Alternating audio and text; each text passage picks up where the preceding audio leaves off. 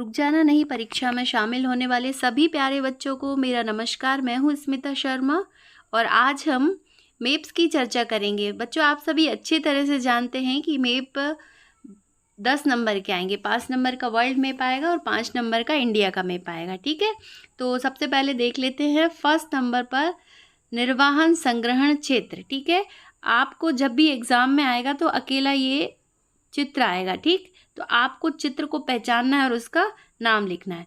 दूसरे नंबर पर हम देख लेते हैं वाणिज्यिक अनाज कृषि, विस्तृत वाणिज्यिक अनाज कृषि, ये बहुत इम्पोर्टेंट है। और तीसरे नंबर पर आदिकालीन निर्वाह कृषि, चौथे नंबर पर राइन नदी है, पांचवें पर चलवासी पशुचारण क्षेत्र, ये यहाँ से फैला हुआ है पूरा यहीं तक। ठीक, फिर है निर्वाहन संग्रहण क्षेत्र, ऊपर जो है वो उत्तरी भाग के निर्वहन संग्रहण क्षेत्र है और जो नीचे हमने दिए हैं ये भूमध्य रेखा के आसपास वाले एरिया हैं। ठीक है, फिर ऊपर मिश्रित कृषि का क्षेत्र भी है जो कि काफ़ी विकसित एरियाज में किया जाता है। ठीक, फिर है गहन निर्वाह कृषि, जहाँ की अत्यधिक कृषि होती है वो गहन निर्वाह कृषि का क्षेत्र। फिर दक्षिणी एशिया के आदिकालीन निर्वाह कृषि के क्षेत्र हैं। ठीक, और फिर ऑस्ट्रेलिया का वाणिज्यिक पशुधन पालन क्षेत्र ये है और ऑस्ट्रेलिया का डेयरी कृषि क्षेत्र ये साइड में दिया हुआ है। ठीक है, तो अच्छे से समझ लीजिएगा, इसमें से कम 2 से 3 नंबर का मैप आएगा आप लोगों के लिए। चलिए आगे देख लेते हैं। रेल मार्ग हैं और समुद्री मार्ग हैं। ठीक है, और कुछ जो फेमस एरियाज हैं जिनसे रिलेटेड क्वेश्चन आते हैं उन पर भी हम चर्चा कर लेते हैं। सबसे पहले हम देख रहे हैं वैंकूवर से हैलिफैक्स तक ट्रांस कैनेडियन रेल मार्ग ये फैला हुआ है। ठीक है, उसके बाद सेंट पीटर्सबर्ग से व्लादिवोस्टॉक तक, यूरोप से लेके एशिया तक ट्रांस साइबेरियन रेल मार्ग फैला हुआ है।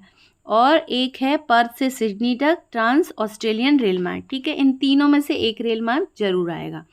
उसके बाद हम देख लेते हैं बहुत इंपॉर्टेंट पॉइंट, पनामा नहर और उसके बाद है स्वेज नहर, इन दोनों से भी एक पॉइंट आएगा, तो 2 नंबर का ये हो जाएगा।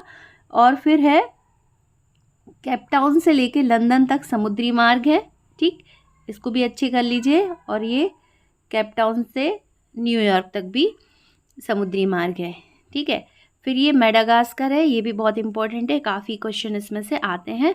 एक मुंबई से लेके अमन तक समुद्री मार्ग की भी चर्चा हम यहाँ पर कर रहे हैं। ठीक है, तो ये इतने इंपॉर्टेंट पॉइंट्स हैं, आप अच्छे से देख लीजिएगा। ठीक है, यहाँ पर नीदरलैंड है जहाँ पर कि ट्यूलिप की खेती की जाती है, ये भी बहुत इंपॉर्टेंट है, तो ये भी क्वेश्चन में आ सकता है।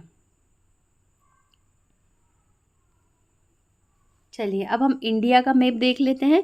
इंडिया के मैप में सबसे पहले हम देख रहे हैं चावल, गहन चावल निर्वहन क्षेत्र, ये सारे हैं, ये यहाँ पर बहुत ज़्यादा चावल का उत्पादन होता है। उसके बाद ये जो है गेहूं उत्पादक क्षेत्र है, यहाँ पर अधिक मात्रा में गेहूं का उत्पादन होता है। और ये जो पश्चिम बंगाल वाला एरिया है यहाँ पर जूट उत्पादन बहुतायत में होता है। और असम और दार्जिलिंग वाला एरिया जो है यहाँ पर चाय का अधिक उत्पादन होता है। मुझे लगता है इंडिया का जब मैप आएगा 5 नंबर का, उसमें से 1 या 2 नंबर का इसमें से ज़रूर आएगा। अगला देख लेते हैं, बहुत इम्पोर्टेंट है, जो नदी बेसिन दिए हैं वो भी पूछ सकते हैं। ये नर्मदा नदी बेसिन है और ऊपर जो है वो गंगा नदी बेसिन है। कभी कभी ऑब्जेक्टिव्स में भी आ जाता है कि भारत का सबसे बड़ा नदी बेसिन कौन सा है, तो गंगा नदी बेसिन भारत का सबसे बड़ा बेसिन है। ठीक है, उसके बाद हम देख लेते हैं खेतड़ी तांबे की खदान है और मयूरभंज लौह अयस्क क्षेत्र है। बोकारो, झरिया और रानीगंज ये कोयला क्षेत्र है। बालाघाट मैग्नीज क्षेत्र है। चित्रकूट लौह अयस्क निर्यातक क्षेत्र है। ठीक, तो ये बहुत अच्छे से देख लीजिएगा। और ये छत्तीसगढ़ में दुर्ग भी हमें दिख रहा है, जनरली पूछा जाता है।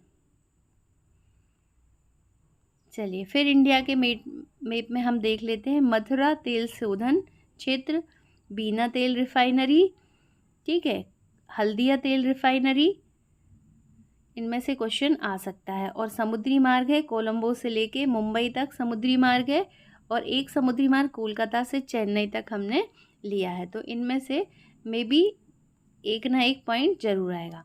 ठीक है, तो आज के लिए इतना ही बहुत है। धन्यवाद प्यारे बच्चों।